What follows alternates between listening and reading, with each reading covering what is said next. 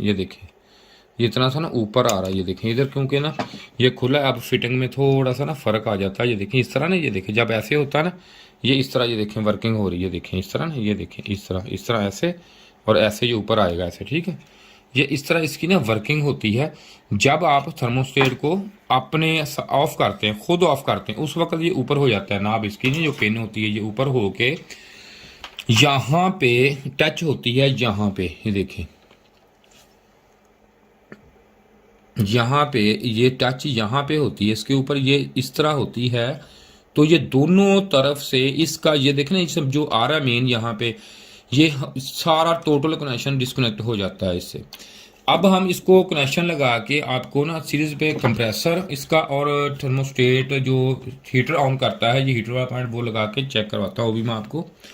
ये मैंने इसके मुकम्मल ये देखें सिस्टम बनाया हुआ है। ये जैसे आपको ये पता है कि इसके साथ ही ये देखें ये वाली पॉइंट जो होता है, ये थर्मोस्टेट के ऊपर जो होता है, जो पॉजिटिव ही पॉइंट आता है, ठीक है। थर्मोस्टेट के ऊपर पॉजिटिव ही आते हैं, नेगेटिव तो नहीं आता, न्यूट्रल नहीं आता। ये हमने हीटर का काम लिया है, ये जीरो के बल्ब से।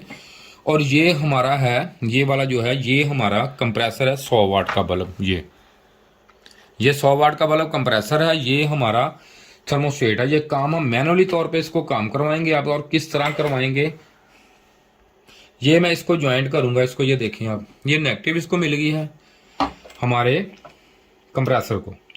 अब ये वाला पॉइंट है, ये मैं इसको सेंटर में इस तरह लगाता हूं। अब ये जो है कंप्रेसर वाला, ये वाला पॉइंट ये कंप्रेसर वाला है, इधर इसको लगा देता हूं। ये हीटर है हमारा, जो हम जीरो के बल्ब से काम लेंगे हीटर का। ये हीटर कब ऑन होता है और कैसे होता है ये देखें।